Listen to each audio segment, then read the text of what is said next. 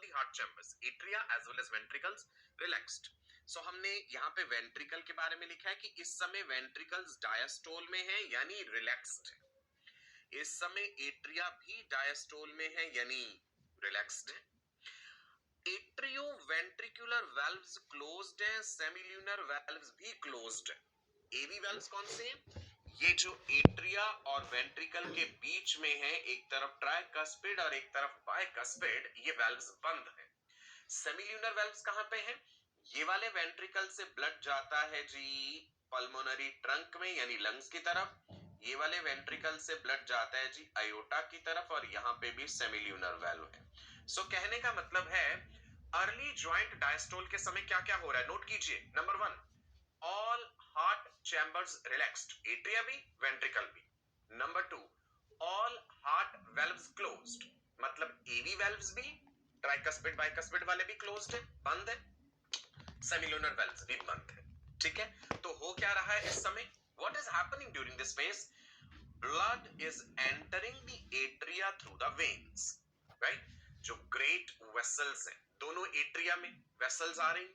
याद कीजिए, right atrium में superior vena cava, inferior vena cava, coronary sinus, वहां से ब्लड एट्रिया में एंटर कर रहा है। एट्रिया रिलैक्स्ड पड़े, वो कह रहे लाओ ब्लड दे दो हमें। लेफ्ट वाला एट्रियम पल्मोनरी वेन से कह रहा है ठीक है ब्लड ले आओ, तो ब्लड उसमें फिल हो रहा है अर्ली ज्वाइंट डायस्टोल में।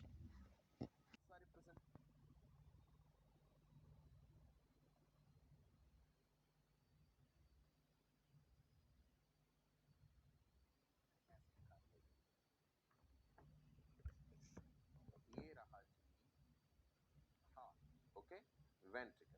नाउ यहां से सुपीरियर वेना केवा से ब्लड आ रहा है, यहां से इंफीरियर वेना केवा से ब्लड आ रहा है, इसके अलावा कोरोनरी साइनस भी होगा, वो मैंने नहीं दिखाया।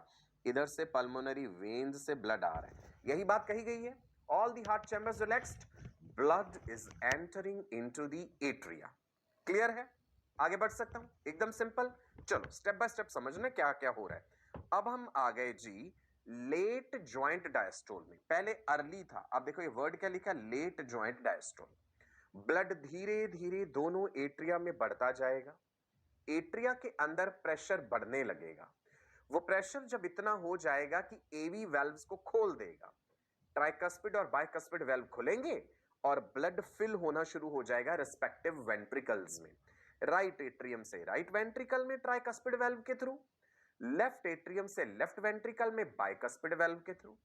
सो देखते हैं लेट ज्वाइंट डायस्टोल में क्या हुआ। वेंट्रिकल्स रिलैक्स्ड है, डायस्टोल में एट्रिया भी रिलैक्स्ड है। ठीक है जी, प्रेशर बढ़ने लगा तो एवी वाल्व ओपन हो गए। एवी वाल्व ओपन हुए हैं, ध्यान दीजिएगा।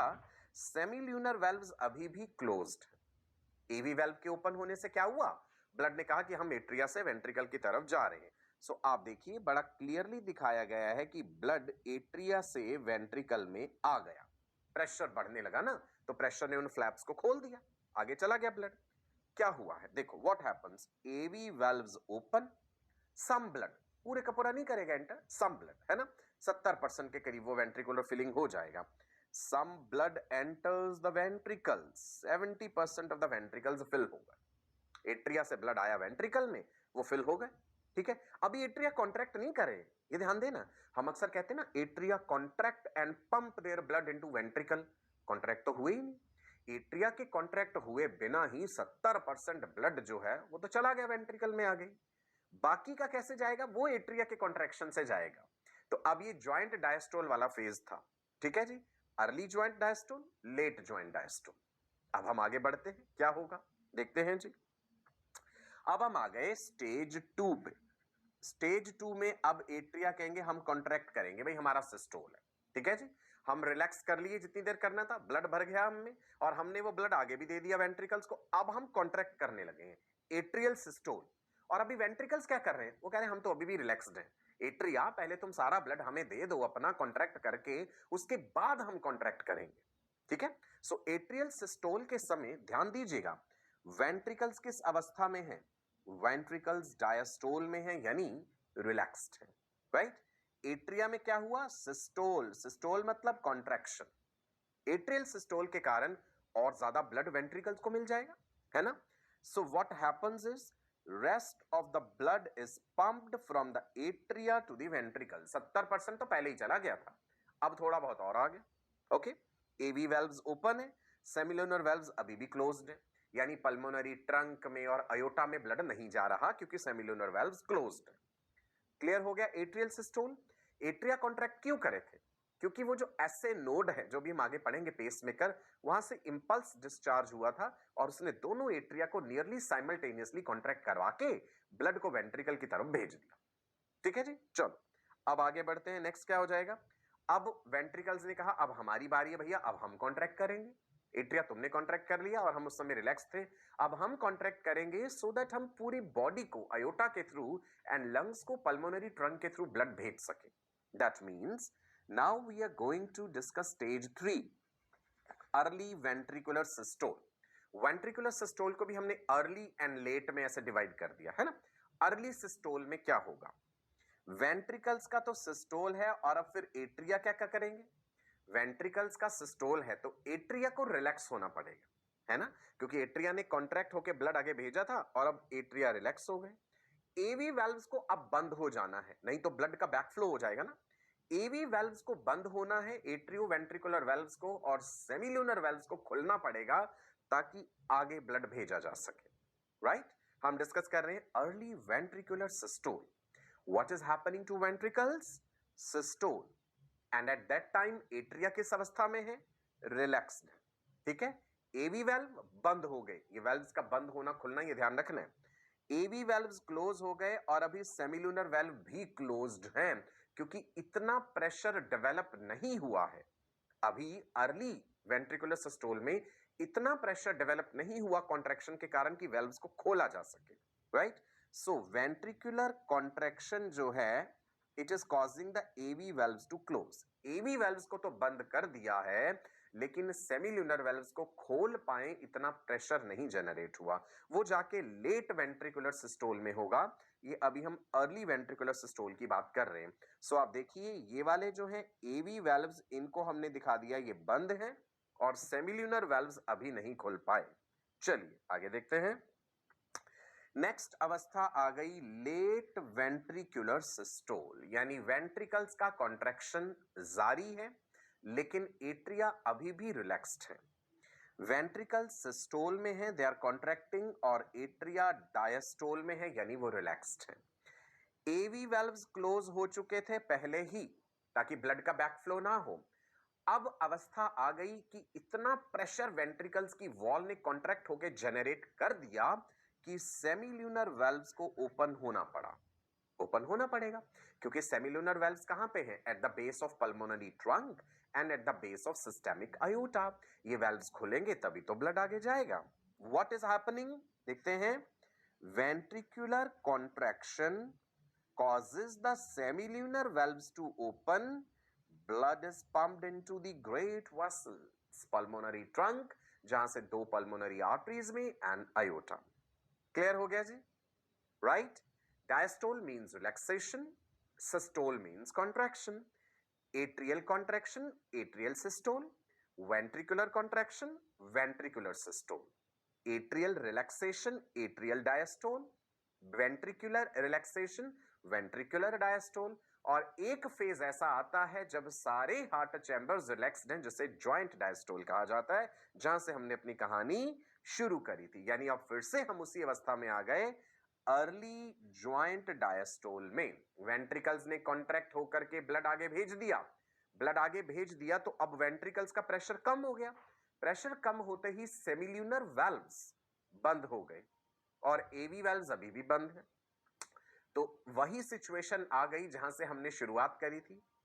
Atria relaxed, ventricle relaxed, all the heart valves closed, blood is getting field into the atria, है ना. यही बात हमने पढ़ी थी अर्ली वाली स्टेज में. तो सेम वो अब रिपीट हो गई ना, stage 1. Is it clear to you? AV valves closed, semilunar valves closed क्योंकि सब कुछ रिलैक्स हो गया है. Blood is entering the atria through the veins, right atrium में भी, लेफ्ट एट्रियम में भी, है ना. उसके बाद क्या हो जाएगा? लेट जॉइंट डायस्टोल, जैसे पहले पढ़ा था. लेट जॉइंट डायस्टोल में क्या हुआ? वेंट्रिकल्स कहेंगे हम जो है कॉन्ट्रैक्ट कर, एट्रिया जो है वो कहेंगे हम कॉन्ट्रैक्ट करने जा रहे हैं. सो एवी वाल्व्स ओपन. सो एट्रिया जो है एवी वाल्व्स ओपन हो जाएंगे क्योंकि जैसे जैसे ब्लड भरता जा रहा है एट्रिया के अंदर प्रेशर बढ़ता जा रहा है. तो एवी वाल्व्स ओपन हुए. अभी एट्रिया कॉन्ट्रैक्ट नहीं करेंगे, वो लेट जॉइंट डायस्टोल वाला सिचुएशन जैसे ही आगे बढ़ेगा ना तब वो कॉन्ट्रैक्ट कर जाएंगे और ब्लड को आगे भेज देंगे. तो 70% फिलिंग जो है वो बिना एट्रिया के कॉन्ट्रैक्ट करे ही हो जाती है और बाकी की फिलिंग जो है वो एट्रिया के कॉन्ट्रैक्शन के कारण है. सो वही चीज रिपीटेड है जी यहाँ पे. एट्रियल सिस्टोल हुआ जिस समय वेंट्रिकल्स तो रिलैक्स्ड हैं, एट्रिया का सिस्टोल होते ही एवी वाल्व हुए हैं ओपन, पहले भी ओपन थे और ब्लड जो है rest of the blood is pumped from the atria into the ventricles. So ये रिपीट हो रहे हैं सीक्वेंस. फिर एट्रियल सिस्टोल के बाद वही सिचुएशन अर्ली वेंट्रिकुलर सिस्टोल और फिर लेट वेंट्रिकुलर सिस्टोल. ध्यान हमें यही रखना है कि किस प्रकार स्टेप बाय स्टेप ये चीजें हो रही हैं एक ऑर्डरली मैनर में और वही बार बार रिपीट हो रहा है and that is what is called cardiac cycle. So early ventricular systole फिर से बता दूं. जब हमने कहा सिस्टोल मतलब वेंट्रिकल्स हो रहे हैं कॉन्ट्रैक्ट. जब वेंट्रिकल कॉन्ट्रैक्ट है तो एट्रिया को रिलैक्स रहना होगा, राइट जी. एवी वाल्व बंद है ताकि ब्लड का बैकफ्लो ना हो जाए और सेमिलुनर वाल्व्स जो है इस समय अभी क्लोज्ड है क्योंकि ये अर्ली वेंट्रिकुलर स्टेज है. और जैसे ही लेट वेंट्रिकुलर सिस्टोल आएगा आप देखेंगे लेट वाली अवस्था में वेंट्रिकल में इतना प्रेशर बन गया है कि सेमिलुनर वाल्व हो गए ओपन और ब्लड पंप हो गया है ग्रेट वेसल्स में. Is it clear? Cardiac cycle पूरा. चलो आगे बढ़ते हैं जी. What causes the heart sounds. अच्छा एक बात सुनिए, हमने अक्सर ये सुना है कि दिल जब धड़कता है तो हम हिंदी में कहते थे ना धक धक धक धक धक ऐसे होता है. एक्चुअल में ये हार्ट साउंड्स कैसे बनती हैं? टेक्निकली इन्हें लब एंड डब कहा जाता है. Heart sounds are produced due to number one. The number one reason इज जब ये वेल्व्स जो हैं हार्ट वेल्व्स के जो फ्लैप्स हैं ये बंद होंगे ऐसे ऐसे जैसे ये फ्लैप बंद हो रहे हैं. Closure of the semilunar valves, closure of the AV valves. Then another reason is rushing of blood through the heart. Blood जब घुड़ घुड़ घुड़ घुड़ करके आगे जाएगा उससे भी तो साउंड प्रोड्यूस होगी ना, है ना. अगर हम उसे एम्पलीफाई करके फोनोकार्डियोग्राम से सुन पाए तो हमें ध्यान से सुनेंगी. वैसे आपने देखा है कि हम कान में जो स्टेथोस्कोप लगा करके सुनते हैं ना हार्ट साउंड्स. मैंने आपको ये बात भी बताई थी कि दिल जो है बच्चे का when a baby is developing in the uterus of the mother, pregnancy के पहले महीने में ही हार्ट बीट शुरू हो जाती है. सो द पहला साइन जो है first sign of the living embryo और द फीटस इज दैट हम उसकी हार्ट साउंड सुन पाते हैं मदर के एब्डोमिनल रीजन में स्टेथोस्कोप लगा के या फोनोकार्डियोग्राम के जरिए आपको वो हार्ट साउंड्स सुन जाएंगी. सो हार्ट साउंड्स को सुनने के लिए स्टेथोस्कोप यूज किया जाता है और स्टेथोस्कोप ही तो आपका मकसद है. जब आप डॉक्टर बनेंगे तो आपके गले में होगा ना. कहते हैं स्टेथोस्कोप वो गहना है जिसे खरीदा नहीं जाता, जिसे कमाया जाता है. You have to earn that, right. ऐसे तो कोई भी बाजार से खरीद के गले में टांग ले वो डॉक्टर थोड़े ना बन जाएगा, राइट. जो तपस्या जो मेहनत आपने करनी है उसे पाने के लिए तो उसी का जो सच्ची कमाई होगी आपकी वही आपका प्रसाद है. That is what you will get in return for your hard work and your smart work, right. Let's talk about what causes heart sounds. अपने आप को मोटिवेटेड रखा करो, हमेशा ये सोचा करो कि मैंने वर्ल्ड फेमस डॉक्टर बनना है. ठीक है जी. चलिए हार्ट साउंड्स किस कारण से हैं देखते हैं. Due to closure of valves in the heart. Heart के जो वेल्व्स हैं उनके क्लोज होने से. सेमिल्यूनर वेल्व्स क्लोज होंगे तो short and sharp sound produce करते हैं. जब एवी वेल्व्स क्लोज होते हैं तो long and booming sound produce करते हैं. लब एंड डप दो साउंड्स हैं जिनके बारे में अभी हम जानेंगे. अब आप देखिए आपको यहाँ पे दिख भी रहा है इस चित्र के जरिए भी एवी वेल्व्स कब क्लोज हैं, सेमिल्यूनर वेल्व्स कब क्लोज हैं, ये चीज हमने पढ़ी. सो एक बार जान लीजिए हार्ट साउंड्स किस कारण से हैं. They are due to closure of the flaps of the heart valves, AV valves and semilunar valves. एक और रीजन है हार्ट साउंड्स का, मैं लिख रहा हूं, नोट कर लेंगे आप भी. Rushing of blood through different heart chambers. So generally ऐसे लिख देते हैं rushing of blood through heart. दो कारण हो गए, है ना.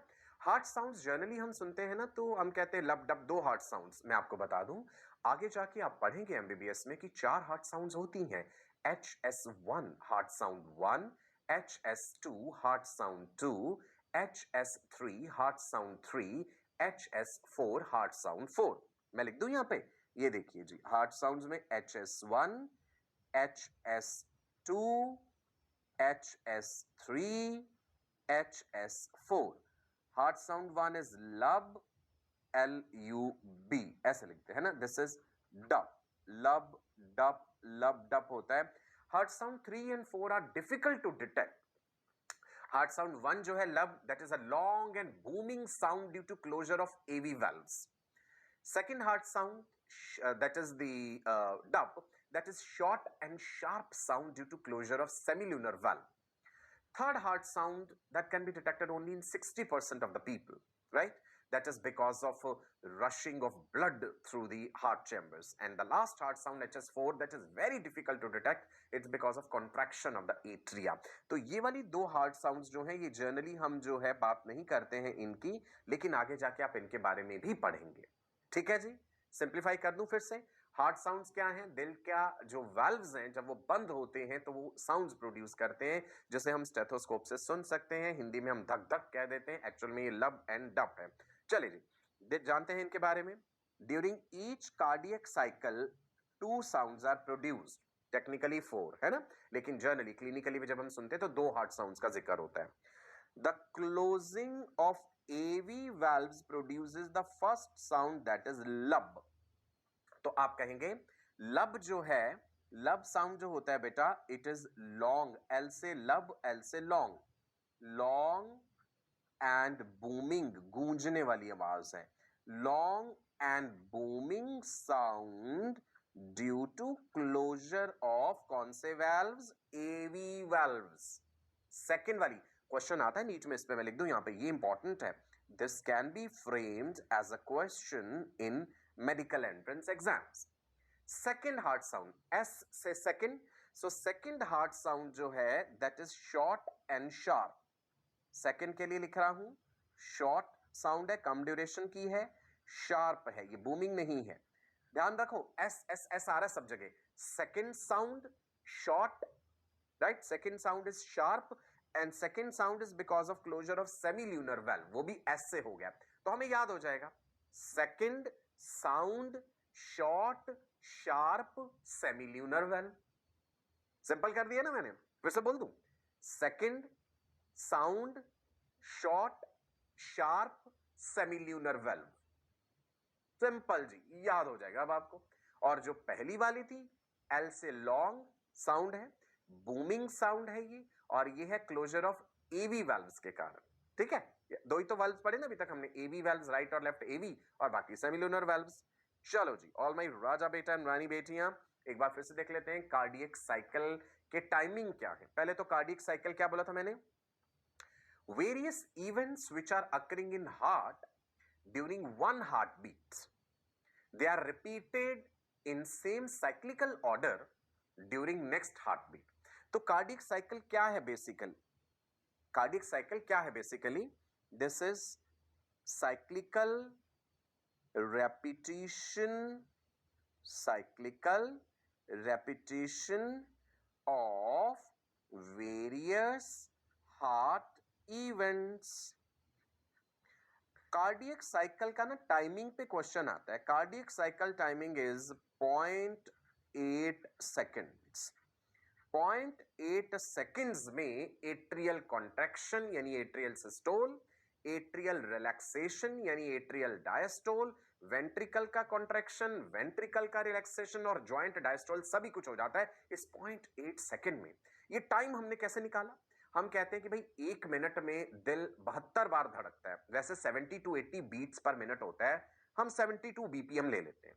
तो 60 सेकेंड्स हैं और 72 BPM है, तो इसे निकालने का सिंपल तरीका है 60 डिवाइडेड बाय 72, आपको मिल जाएगा 0.8, राइट जी, यही देखिए। So cardiac cycle comprises a complete relaxation and contraction of both the atria and the ventricles.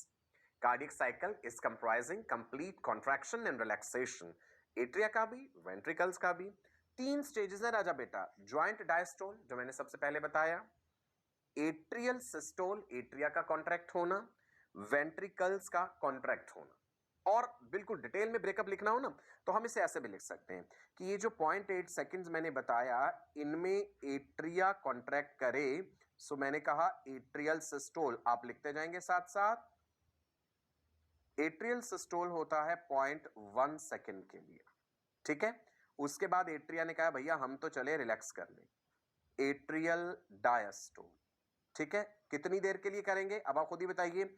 अगर 0.1 सेकंड के लिए कॉन्ट्रैक्ट कर रहे हैं और टोटल टाइमिंग 0.8 है, यानी एट्रिया डायस्टोल में चले गए 0.7 सेकंड्स के लिए। सिंपल ना। वेंट्रिकल का भी ब्रेकअप ऐसे ही करना है कि वेंट्रिकल उन 0.8 सेकंड्स में, टोटल टाइम तो 0.8 सेकंड ही है ना, उसी में वेंट्रिकल भी कॉन्ट्रैक्ट कर रहे हैं और उसमें एट्रिया रिलैक्स्ड है, ओवरलैप भी हो रही है कई चीजें। सो देखते हैं कि वेंट्रिकल्स कितनी देर के लिए कॉन्ट्रैक्ट करें। ventricular systole. Ventricular systole is for 0.5 seconds and ventricular diastole फिर वेंट्रिकल्स जो है वो रिलैक्सेशन वाली अवस्था में चले जाएंगे, ठीक है जी। सो 0.3 0.5 जो ज्वाइंट डायस्टोल का टाइमिंग आता है दैट इज 0.4 सेकंड्स। 0.4 सेकंड्स एक ऐसे सिचुएशन आ जाती है जब एट्रिया भी रिलैक्स्ड हैं और वेंट्रिकल्स भी रिलैक्स्ड हैं, राइट जी। ये एक करेक्शन कर रहा हूं जरा मैं यहाँ पे, ठीक है जी, right. Is it clear? Joint diastole is for 0.4 seconds. आगे देखते हैं डिटेल में इस चीज को। What is the duration of one cardiac cycle? मैंने आपको पहले ही बता दिया easily, duration of one cardiac cycle is 0.8 seconds. ये हमने कैसे कैलकुलेट करा था? A heart beats 72 times in 1 minute। तो सिंपली हम 60 है हमारे पास 60 सेकेंड्स और 72 से उसे डिवाइड कर देंगे तो एक कार्डियक साइकिल का टाइमिंग हमारे पास आ जाएगा, जिसमें हार्ट कॉन्ट्रैक्ट भी कर रहा है, जिसमें हार्ट रिलैक्स भी कर रहा है। हार्ट रेट कब बढ़ जाता है? जब हम डर जाएं, सिंपैथेटिक नर्वस सिस्टम एक्टिव हो, तब भी तो दिल की धड़कन तेज हो जाती है ना घबराहट के कारण, या फिर जब आप तेज दौड़े, सीढ़ियां चढ़े, स्विमिंग करें, एक्सरसाइज करें तो हार्ट रेट बढ़ जाता है, ठीक है जी। चलिए आगे बढ़ते हैं। How much blood is pumped by ventricles during each cardiac cycle? कितना ब्लड पंप होता है एक कार्डियक साइकिल में? निकाल सकते हैं हम सिंपली। चलिए देखते हैं। यहां पे मैं आपको स्ट्रोक वॉल्यूम के बारे में बताने जा रहा हूं एंड कार्डियक आउटपुट के बारे में। स्ट्रोक वॉल्यूम का मतलब है the amount of blood pumped by each ventricle पर बीट। ईच वेंट्रिकल का है पर बीट का, एक बार दिल धड़का 70 ml ब्लड राइट वेंट्रिकल ने दिया, 70 ml ब्लड जो है वो लेफ्ट वेंट्रिकल ने दिया। So each ventricle pumps out approximately 70 ml of blood. That is what is called stroke volume, right? याद रहेगा जी। Each ventricle, each का है ये बात इंपॉर्टेंट है। 70 ml ब्लड जो है पंप कर देता है। हम यहाँ पे रफली बना लेते हैं, मान लीजिए ये रहा एक एट्रिया, ये रहा दूसरा एट्रिया, ये हमने दिखा दिए रफली वेंट्रिकल्स। यहां से ब्लड निकला, ओके, यहां से ब्लड निकला, इसने भी दिया 70 ml एक बार जब ये बीट करा। इसका ब्लड कहां चला जाएगा जी? लेफ्ट वाले का आयोटा में, राइट। ऐसे ही इसने भी ब्लड पंप किया, इसका 70 ml ब्लड कहां जाएगा जी? पल्मोनरी ट्रंक में। This is right ventricle, this is left ventricle. Clear है? चलो आगे देखें। ये हो गया जी stroke volume. Now stroke volume एक बीट का है। अगर हमने एक मिनट का निकालना हो, इस चीज को टेक्निकली कह देते हैं बेटा cardiac output. Cardiac output note कर लेंगे जी कि कार्डियक आउटपुट जिसको हम हार्ट आउटपुट भी कहते हैं, ये क्या होता है? What is cardiac output which is also called heart output? तो हम कहेंगे stroke volume multiplied by HR यानी हार्ट रेट। तो स्ट्रोक वॉल्यूम अगर आप 70 ले रहे हैं, अगर हम स्ट्रोक वॉल्यूम ले रहे हैं 70 ml इंटू हार्ट रेट यानी 72, तो मल्टीप्लाई कर दीजिए 5040 ml। तो हम अप्रोक्सीमेट कर देते हैं इसे 5 लीटर कह देते हैं। Is it clear? यही चीज यहां पे लिखी हुई है, देखिए। So blood pumped by heart in 1 minute is cardiac output, right. that is heart rate multiplied by stroke volume 5040. So approximately हमने कर दिया 5 लीटर, यानी 5 लीटर ब्लड जो है वो हमारा हार्ट राइट साइड भी और लेफ्ट साइड दोनों का होगा। 5 लीटर इधर का और 5 लीटर ही तो उधर का हुआ ना। सो ये पंप हो रहा है पूरी सर्कुलेशन में। And what is the total amount of blood present in our body? वो भी इतना ही है, on an average 5 litre blood है। तो जो 5 लीटर राइट वेंट्रिकल से निकल के जा रहा है लंग्स की तरफ, वही घूम के तो लेफ्ट वेंट्रिकल की तरफ आ रहा है ना। आप ये मत सोचना कि मैंने अभी भी कहा है कि 5 लीटर राइट वेंट्रिकल दे रहा है और 5 लीटर लेफ्ट और टोटल भी 5 है, तो भाई ऐसे तो फिर 10 होना चाहिए। नहीं, ये चीज घूम के वही तो वापस आ रहा है ना, उसी का रीसर्कुलेशन हो रहा है। Is it clear?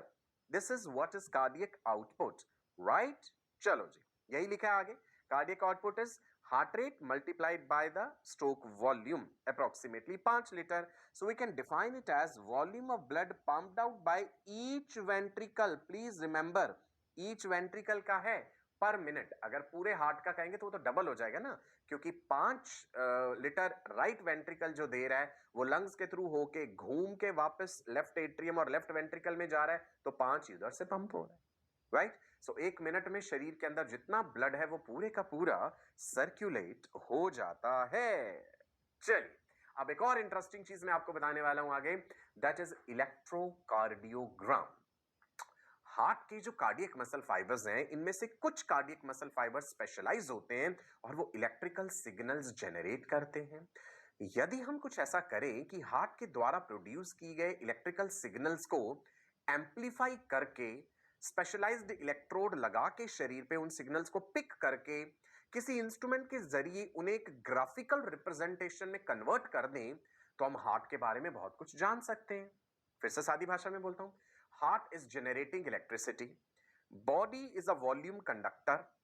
अगर हम शरीर पे अलग अलग हिस्सों पे स्पेसिफिक इलेक्ट्रोड्स लगा के उस इलेक्ट्रिसिटी को पिक करके एम्पलीफाई करके उन सिग्नल्स को ग्राफिकल रिप्रेजेंटेशन में कन्वर्ट कर लें, वही चीज हो जाती है इलेक्ट्रोकार्डियोग्राम। और ये चीज आपने अक्सर टीवी में, मीडिया में कई जगहों पे देखा होगा ना, ऐसे लंबी लंबी लाइनें यूं यूं चलती रहती है और उधर दिल धड़क रहा है धक धक धक धक। तो यही हमने जानना है कि ये क्या है।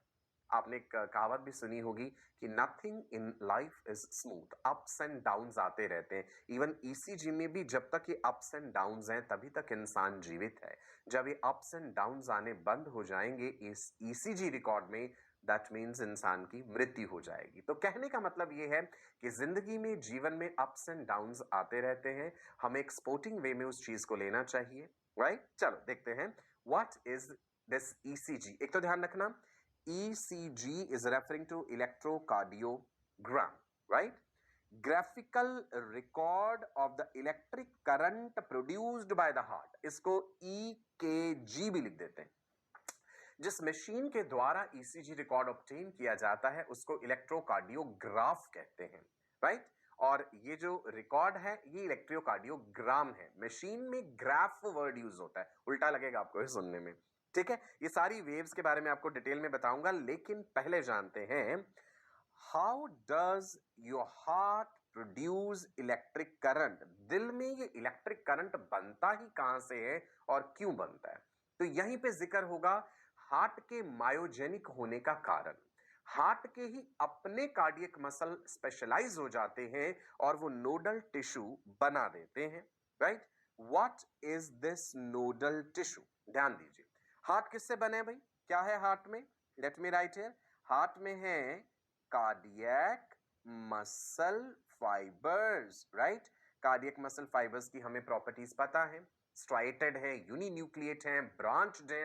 एडजेसेंट कार्डियक मसल फाइबर्स में इंटरकैलेटेड डिस्क होती है, इनका लिपिड कंटेंट बहुत ज्यादा है और ये थकते नहीं है, they use fatty acids for energy. ये सारे फीचर्स कार्डियक मसल फाइबर्स के हम ऑलरेडी एनिमल टिश्यूज में पढ़ चुके हैं। तो 99% जो कार्डियक मसल फाइबर्स हैं, 99% of cardiac muscle fibres are contractile. इनका काम है कॉन्ट्रैक्ट एंड रिलैक्स करना, ठीक है जी, मान गए। लेकिन जो 1% कार्डियक मसल फाइबर्स हैं, 1% कार्डियक मसल फाइबर्स, लिखते जाएंगे साथ साथ, they are specialised to form nodal tissue. 1% cardiac muscle fibers are specialized to form nodal tissue. और उस नोडल टिश्यू में क्या आ जाता है? उसी नोडल टिश्यू में SA node, sinoatrial node, AV node, atrioventricular node, bundle of His या atrioventricular bundle, AV bundle and Purkinje fibres. मतलब ये जो हम नाम ले रहे हैं ये हैं क्या? ये किस चीज से बने हैं? ये कार्डियक मसल फाइबर्स ही हैं, ये nodal tissue, but they are specialised. अब आप कहेंगे क्या खास बात होगी, क्या स्पेशलाइजेशन है? ये हाईली वेस्कुलर है, इनमें ब्लड सप्लाई बहुत ज्यादा होती है, राइट? इनमें ऑटोरिथमिसिटी है, they are capable of generating electrical signals, right? ये जो नोडल टिश्यू है इसकी खास बात है राजा बेटा, लेट मी राइट हियर, ये पूरे का पूरा नोडल टिश्यू जो है it is capable of generating electrical signals. It is capable of generating electrical signals. ऐसे नोड ने सिग्नल बनाया, एवी नोड को भेजा, एवी नोड ने आगे पास ऑन किया बंडल ऑफ हिज को, बंडल ऑफ हिज ने परकिंजे फाइबर्स को। तो ये चलता रहता है जीवन भर। ऐसे नोड ही शरीर का नेचुरल पेसमेकर होता है। अब आपको इस डायग्राम में लोकेशन भी दिखाई गई है, गौर कीजिएगा। ऐसे नोड जिसका फुल फॉर्म क्या है? साइनोएट्रियल नोड, राइट एट्रियम में लोकेटेड है, just below the entry of superior vena cava. दूसरा देखिए एट्रियोवेंट्रिकुलर नोड और एवी नोड। तीसरा है bundle of his.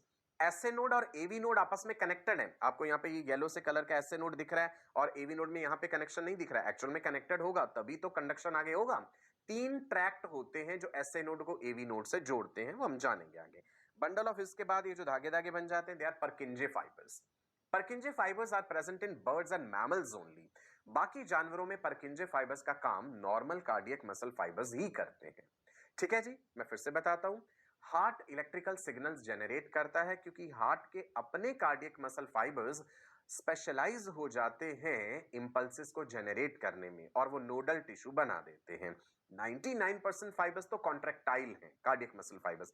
1% muscle fibre specialise होकर ये नोडल टिश्यू बना रहे हैं। तो कई बार एग्जाम में ये पूछ लेते हैं कि ऐसे नोड किस चीज से बना है? आप कहेंगे स्पेशलाइज्ड या मॉडिफाइड कार्डियक मसल फाइबर्स हैं। एवी नोड किस चीज से बना है? ये भी स्पेशलाइज्ड कार्डियक मसल फाइबर्स है। बंडल ऑफ हिज किससे बना है? ये भी स्पेशलाइज्ड कार्डियक मसल फाइबर्स हैं and the same applies to Purkinje fibres. चलो ऐसे नोड के बारे में क्या खास बातें हैं? Also known as sinoatrial node, node of Keith and Flack भी कहते हैं साइंटिस्ट के नाम से। कहां लोकेटेड है ये क्वेश्चन पूछा जाएगा। ऐसे node is located in right atrium just below entry of superior vena cava, जहां पे superior vena cava right atrium में ब्लड लेके आती है।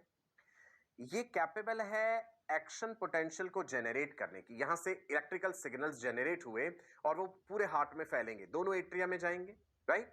राइट एट्रियम में ओरिजिनेट हुए तो लेफ्ट एट्रियम में भी जाएंगे क्योंकि कॉन्ट्रैक्ट तो उसने भी करना है। ठीक है जी। सो एक्शन पोटेंशियल यहां से पहुंच गया एवी नोड तक। मैं बिल्कुल रफली बना के दिखाता हूं। मान लो ये रहा ऐसे नोड, ये है एवी नोड। तो ऐसे नोड से एवी नोड तक सिग्नल्स पहुंचाने के लिए 3 ट्रैक्ट होते हैं। ठीक है, 3 tract, anterior internodal tract, middle internodal tract, posterior internodal tract. आगे आप एमबीबीएस में पढ़ेंगे इसके बारे में। तो SA node is the natural pace maker of the heart. It is capable of generating electrical signals at the rate 70 to 80 per minute. 70 से 80 पर मिनट के करीब ये इलेक्ट्रिकल सिग्नल्स जनरेट करती है। ऑन एन एवरेज हम 72 कह देते हैं, इसलिए हम कहते हैं ना हार्ट रेट जो है 72 बीट्स पर मिनट है। तो ऐसे नोड से ये सिग्नल्स एवी नोड तक तो गए ही, और ये सब कुछ कहां हो रहा है? राइट एट्रियम में। अब आप कहेंगे लेफ्ट एट्रियम तक कैसे पहुंचे? तो यही चीजें लेफ्ट एट्रियम तक भी पहुंचेंगी through normal cardiac muscle fibres. इसीलिए दोनों एट्रिया नियरली साइमल्टेनियसली कॉन्ट्रैक्ट कर जाते हैं। तो आपने ऐसे नोड के बारे में क्या क्या जानना है? It is the natural pace maker of the heart. It is located in right atrium. It is called pacemaker. Why it is called pacemaker? Because its rate of discharge of impulses is maximum as compared to the remaining nodal tissue, and it decides, यही निर्धारित करता है the rate at which heart will beat. देखो ऐसे node भी impulses बनाती है, AV node भी बनाती है, बंडल ऑफ हिज भी बना लेता है और परकिंजे फाइबर्स भी। तो ऐसे नोड को ही पेसमेकर क्यों कहना है? क्योंकि बाकी नोडल टिश्यू के कंपैरिजन में इसका इंपल्स डिस्चार्ज करने का रेट सबसे ज्यादा है और यही डिसाइड करती है कि किस रेट के साथ हार्ट बीट करेगा. That is the reason it is called pacemaker of heart. Is it clear? Right. चलो, ऐसे नोड से कहानी पहुंची एवी नोड तक, जिसको नोड ऑफ टवारा भी कहते हैं, TAWARA, साइंटिस्ट के नाम से, also known as atrioventricular node. इसका काम क्या है? ये ऐसे नोड से इंपल्सेस लेके it is going to pass on to the bundle of His. SA node से आगे एवी नोड तक. एवी नोड का लोकेशन भी ध्यान रखना है अभी हमने कि कहां पे है. राइट एट्रियम में ही है. राइट एट्रियम और जो वेंट्रिकल के बीच में थोड़ा सा पार्टीशन आ गया ना, वहां पे लोकेटेड है ये. सो राइट एट्रियम में जो ऐसे नोड है उसने इंपल्स जेनरेट करा, एवी नोड को भेजा. एवी नोड ने कहा ठीक है, अब मैं ये इंपल्स आगे बंडल ऑफ हिज को भेज दूंगी. एवी नोड को रिजर्व पेसमेकर भी कहा जाता है. Let me write here. AV node is also called reserve pacemaker. Why reserve pacemaker? Please remember, it is also capable of generating electrical impulses, लेकिन इसका rate of impulse discharge ऐसे node के comparison में कम है, 60 to 70 impulses per minute. तो normally ये अपने आप अपना इंपल्स जनरेट नहीं करेगी. ये कहेगी ऐसे नोड तुम मुझे अपना सिग्नल भेजो, मैं आगे पास ऑन कर दूंगी. लेकिन जब ऐसे नोड फेल हो जाए किसी कारणों से, so when SA node fails, then AV node takes over its function. इसीलिए रिजर्व पेसमेकर कहा जाता है. It is also called pace setter of the heart. Why it is called pace setter of heart? Because SA node से impulses लेके ये आगे एवी node को भेज रहा है, आगे सेट कर रहा है उन इंपल्सेस को, तो इसलिए पेस सेटर कहा जाता है. पेस मेकर ऐसे नोड है, reserve pacemaker AV node है, पेस सेटर भी एवी नोड है. इज इट क्लियर जी? राइट. उसके बाद आगे जी bundle of His. Bundle of His किससे बना? ये भी मॉडिफाइड कार्डियक मसल फाइबर्स ही है. एवी नोड से ओरिजिनेट होता है बंडल ऑफ हिज और इंटरवेंट्रिकुलर सेप्टम के थ्रू पास होता हुआ right and left bundle branch में डिवाइड करता है in the anterior half of the interventricular septum. Bundle of his, यहां पे हिज जो है ये साइंटिस्ट के नाम से है. It conducts the action potential and helps in contraction of the ventricles. So मान लो ये है जी ऐसे नोड, ये है जी एवी नोड. ऐसे नोड से सिग्नल आए एवी नोड तक, है ना? कितने ट्रैक्ट के थ्रू आए? 3 इंटरनोडल ट्रैक्ट से ये सिग्नल लेके आए. S A node natural pacemaker, A V node pace setter, यहां से बंडल ऑफ हिज ओरिजिनेट हुआ और फिर वो आगे जाके परकिंजे फाइबर्स में डिवाइड करा. 2 ब्रांचेस हुई पहले तो, right and left bundle branch कह देते हैं उसे. So what is bundle of His? Made up of specialised cardiac muscle fibres. It originates from where? It originates from AV node. Right. ये वाली चीज जो बंडल ऑफ हिज को AVB भी कहते हैं, एट्रियोवेंट्रिकुलर बंडल भी बोल देते हैं ये bundle of his. It has 2 branches, right bundle branch, left bundle branch. It further divides into what? It is forming Purkinje fibers. Purkinje fibers बड़े मोटे होते हैं. जो वायर जितनी मोटी होती है उसकी रेजिस्टेंस उतनी कम होती है, तो इनमें बड़ी तेजी से इंपल्स आगे जाती है. राइट जी.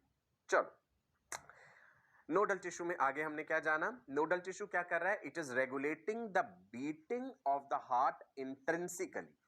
हार्ट बीट अपने आप ओरिजिनेट हो रही है, अपने आप आगे कंडक्ट हो रही है, इसीलिए हार्ट को क्या कहा गया? मायोजेनिक. मैंने कहा था ना, मायोजेनिक हार्ट होता है, एक न्यूरोजेनिक होता है. न्यूरोजेनिक हार्ट में जो हार्ट का पेसमेकर है वो हार्ट के अंदर नहीं है. एक कार्डियक गैंग्लियन होता है जो हार्ट से बाहर है. किंग क्रैब लिमुलस जो आर्थ्रोपोड फाइलम में आता है उसमें ये प्रेजेंट है.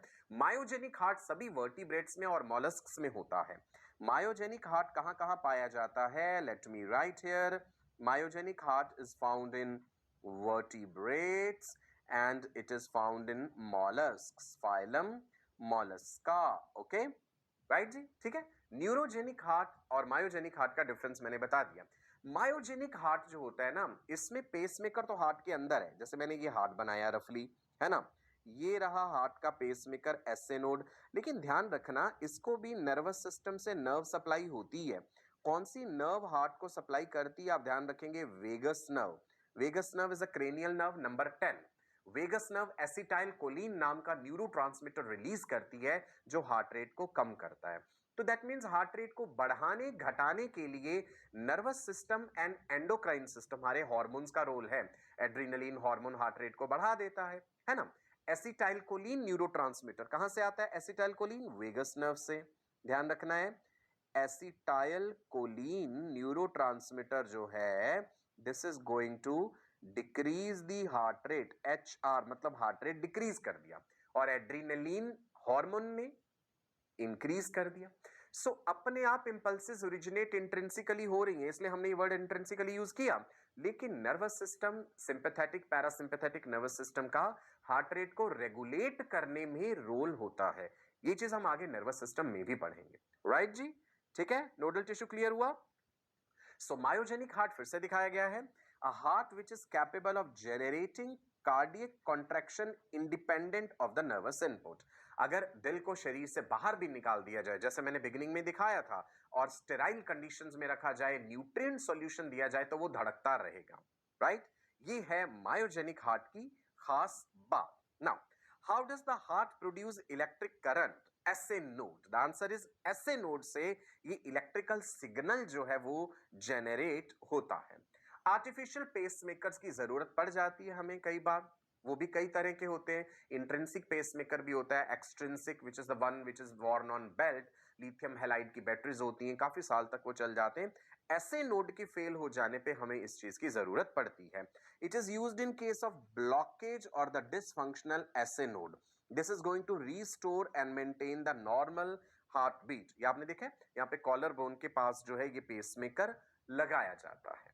इज इट क्लियर जी? आपने ये भी सुना होगा जिन्हें पेसमेकर लगा होता है उन्हें सिक्योरिटी चेक्स जो होते हैं एयरपोर्ट्स पे या और कई जगहों पे, उनके थ्रू नहीं निकलना चाहिए, बिकॉज वहां के जो सिग्नल्स हैं they interfere with the activity of that pacemaker. ठीक है, अब क्या है जी हमारे पास आगे जानने के लिए? अब हमें जानना है इस इलेक्ट्रोकार्डियोग्राम के बारे में। थोड़ा सा मैं आपको आज बता देता हूं, बाकी अगले सेशन में डिटेल में बताऊंगा। तब तक आप पूरा रिवाइज करके आइएगा अच्छे से, तब मजा आएगा। So electrocardiogram is obtained from the machine that is called electrocardiograph. Father of electrocardiography is Einthoven. ये याद रखना, इस तरह की मशीन आपने देखी भी होगी।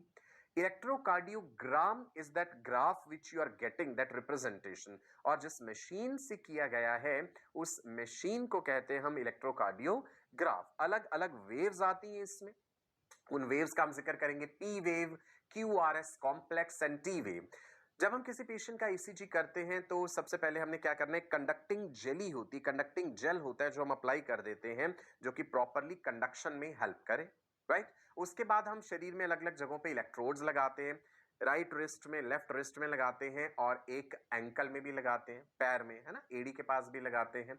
अलग अलग तरह का ये लिम्बलेट मेथड होता है, यूनिपोलर लिम्बलेट्स होती हैं, मल्टीपोलर होती हैं। सो हार्ट से ओरिजिनेट होने वाले इलेक्ट्रिकल सिग्नल्स को ये इलेक्ट्रोड्स पिक करती हैं, और फिर ये इलेक्ट्रोड्स जो है एक मशीन से कनेक्टेड हैं जो उन सिग्नल्स को एम्पलीफाई करके एक ग्राफिकल रिप्रेजेंटेशन में कन्वर्ट कर देती है वो मशीन। और वही ग्राफिकल रिप्रेजेंटेशन जो है वो हमें बहुत सारी बातें बताती है हार्ट की कंडीशंस के बारे में। अगर P वेव एनलार्ज्ड है, QRS कॉम्प्लेक्स में कुछ गड़बड़ है, सो हमें बहुत सारी बातें पता चल जाती हैं हार्ट की कंडीशन को लेकर के।